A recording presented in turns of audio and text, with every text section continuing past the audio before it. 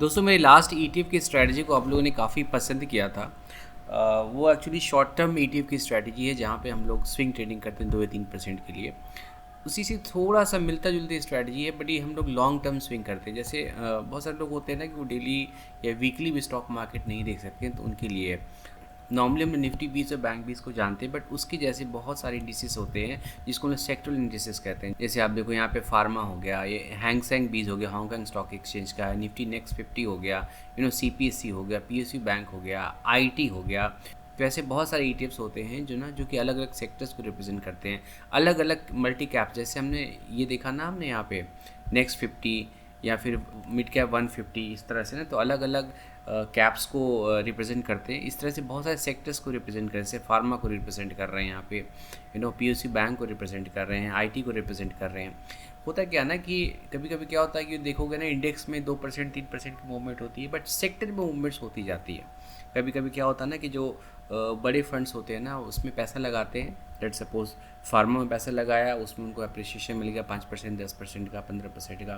फिर वहाँ से पैसे, क्योंकि कोई भी अल्टीमेटली तो बढ़ेगा नहीं, वहाँ से फिर नीचे आएगा, तो फिर फार्मा से निकाल के वो बैंक में लगा देते हैं, बैंक से निकाल के वो आईटी में लगा दिया, आईटी से निकाल के वो अलग अलग इंडिसेस में लगा देते हैं। यहाँ पे मैंने क्या किया, आप देखो ना, यहाँ पे मैंने करीब करीब अब देखो 40 के आसपास हमारी ईटीएफ है जो कि हर अलग अलग सेक्टर्स को रिप्रेजेंट करते हैं।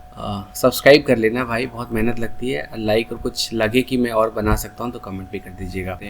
यहाँ पे मैंने हर सेक्टर से वैसी ईटीएफ्स को चूज़ किया है जो कि बहुत ज़्यादा लिक्विड है। तो ये ना आपको शीट में, आपको जैसा कि मैं हमेशा ही कहता हूँ कि आपको मैं यूट्यूब पे दे दूँगा। एक रिक्वेस्ट है कि लाइक और सब्सक्राइब कर लेना, बहुत मेहनत लगती है। हाँ ठीक है, ओके। तो इसमें देखो, इसमें 24 एक डीएमए होता है, मतलब 124 एसएमए, जो कि बहुत ही इंपॉर्टेंट होता है। 24 एसएमए क्या होता है ना, 1 ईयर में ना आपको देखो करीब करीब 248 दिन की ट्रेडिंग होती है।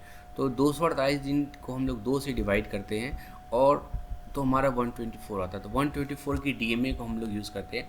ध्यान रखिए, इस स्ट्रेटजी में हम लोग ना कोई भी चार्ट वार्ट को यूज़ नहीं करेंगे। और ये 124 डीएमए भी आपको फॉर्मूला से निकले, यहाँ पे आपको मैं कुछ हाइड नहीं करता।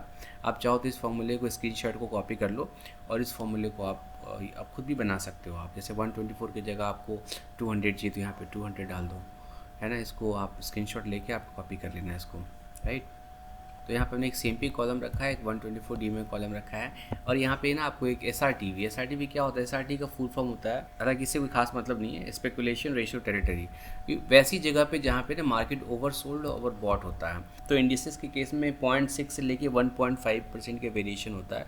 0.6 का मतलब वहाँ पे ओवर सोल्ड टेरिटरी में है, और 1.5 का मतलब है कि ओवर बॉट टेरिटरी, वहाँ से प्रॉफिट बुकिंग आनी ही आनी है। बट बाय एंड लार्ज जब मार्केट रेंज में मूव करता है, या स्लाइटली बुलिश स्लाइटली बेरिश होता है ना, और ये आपको ना 0.6 या 0.7 है, आपको बहुत ही ओवर सोल्ड आएगा, 5 साल 10 साल में आएगा, तो उससे हमें ज़्यादा बॉदर नहीं करना।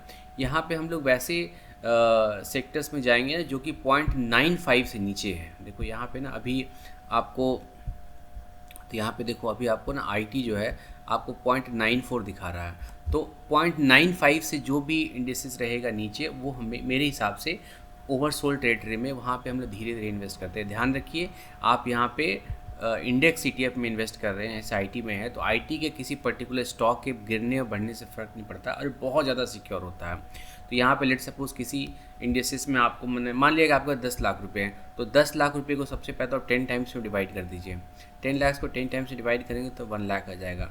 तो अब उस 1 लाख को आप क्या करिए कि आप ये मान के चलिए कि एक इंडेसिस में हमको मैक्सिमम 1 लाख लगाने हैं, राइट। तो 1 लाख लगाने में, 1 लाख में भी आपको 1 वो में नहीं लगाने हैं। तो आपको क्या करना है, क्योंकि आपको ना ये 0.9 वो हमेशा मिलेगा नहीं आपको, तो आप इसमें 50% इसका 50,000 रुपये आप पहली बार आप डालेंगे, क्योंकि हो सकता है कि 0.90 से भी नीचे आ जाए, पॉसिबल है, यहाँ से बाउंस भी हो सकता है, कुछ भी possible, because we don't no.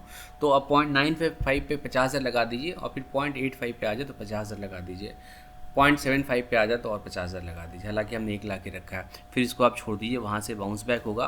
फिर आपको 1.16, और ये जो आपको ना, ये जो सिग्नल है ना ऑटोमेटिक, इसमें हमने कलर की फॉर्मेटिंग कर रखी है, तो ऑटोमेटिक आपको इसमें यहाँ पे मिल जाएगा। तो यहाँ पे आपको 0.95 से नीचे आ जाए तो आप बाई कर लीजिए, और जो स्टॉक आपको 1.16 से ऊपर चला जाए तो आप इसको सेल कर दीजिए। तो आपको 0.95 से 0.16 मान लो कि करीब करीब 25% का आपको इसमें मिल जाएगा, और आपको ये 1 2 3 महीने में ही मिल जाएगा। मोस्टली क्या होता है ना कि जब इंडिसेस की रिकवरी जो होती है ना, वो नॉर्मली हमेशा वी शेप होती है, इस तरह से होती है। स्टॉक्स की रिकवरी में काफ़ी टाइम लगता है, बट इंडिसेस बहुत लंबे समय तक ना नीचे नहीं रहता और वी शेप रिकवर करता है। आप कोरोना के टाइम का चार्ट लगा के अभी आप देख सकते हैं, ऐसे रिकवर होता है। और जैसे ही हमारा 1.16 होगा तो वहाँ पे हम प्रॉफिट बुक करनी शुरू कर देंगे, और तब तक कोई दूसरा ETF अगर नीचे आ गया तो उसको हम लोग बाई कर लेंगे। जैसे कि आप देखो यहाँ पे ना ये 0.94 है। अब यहाँ पे दूसरा ETF हमारा हो सकता है तैयार। देखो ये देखो यहाँ पे ना एमओ रियल्टी, ये रियल्टी, ये मोतीलाल ओसवाल का रियल्टी इंडेक्स है।